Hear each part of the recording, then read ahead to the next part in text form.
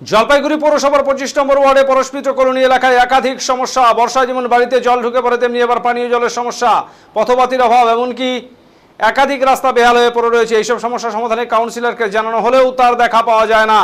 আর তাই বাধ্য হয়েই বুধবার পথ অবরোধে সামিল হলেন 25 নম্বর ওয়ার্ডের পরশমিত্র কলোনি এলাকার বাসিন্দারা। এদিন রাস্তার উপর বসে পড়েন তারা। পথ অবরোধের কারণে কাজের দিন হওয়ায় এই রাস্তা দিয়ে যাতায়াতকারী অনেকেই আটকে পড়েন। পথ অবরোধকারীরা জানান এলাকার পানীয় জলের সমস্যা, সেই সাথে রাস্তাঘাট ও অন্যান্য সমস্যা রয়েছে। কিন্তু একাধিকবার এ বিষয়ে কাউন্সিলরকে জানানো হলেও তার কোনো সমাধান হয়নি। তাই বাধ্য হয়ে পথ অবরোধে সামিল হয়েছেন তারা।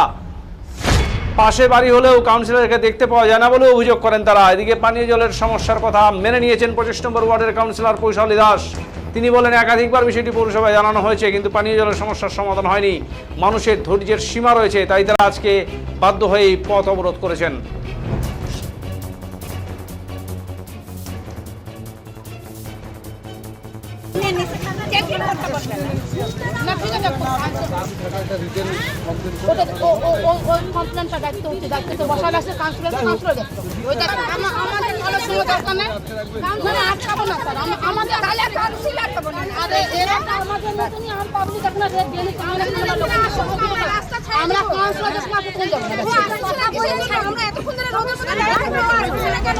আমরা ভোট দিয়েছি, অন্যায় হয়েছে কি হবে? থানা থেকে কাউন্সিলর আসছে টাইম বার করতে পারতেছিল উনি।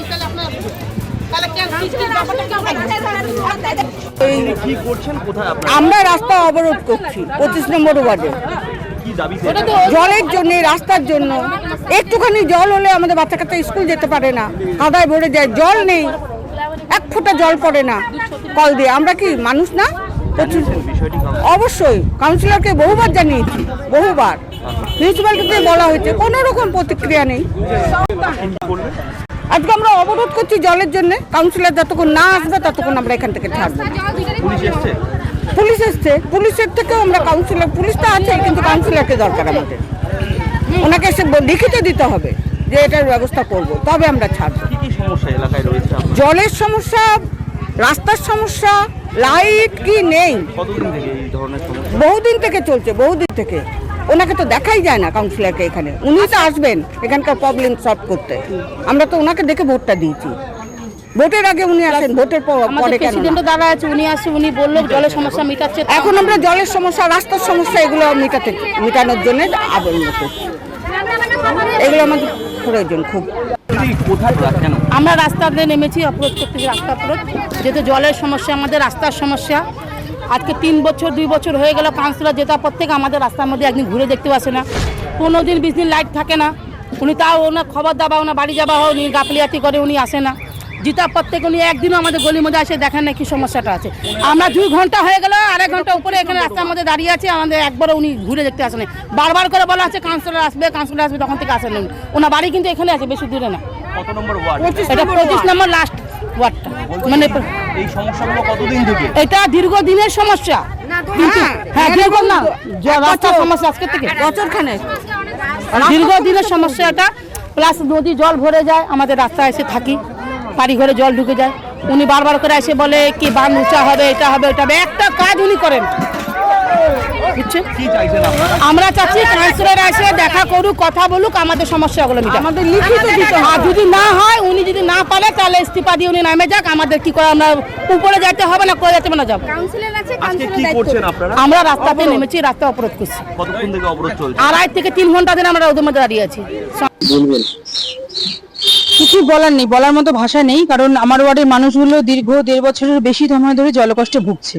আমি বারংবার পৌরসভাকে বিষয়টা জানিয়েছি। কোথাও পাইপলাইন, খুব সরু পাইপলাইন, কোথাও জলের ফ্লো নেই, কোথাও সরু সুতোর মতো জল পড়ছে, মানুষের বাড়িতে ট্যাঙ্কিতে জল উঠছে না।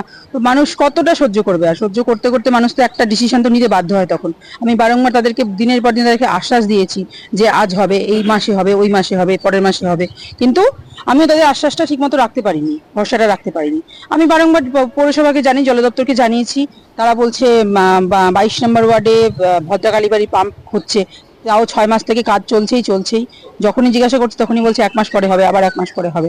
তো মানুষ তো একটা তো সময়, তো মানুষকে একটা তো শেষ পরিণামে তো আসতেই হবে।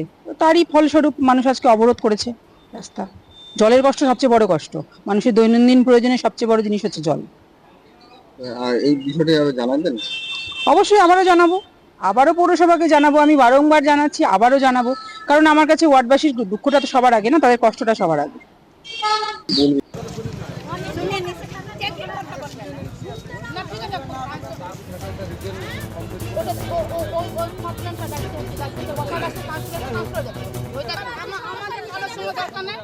আমাদের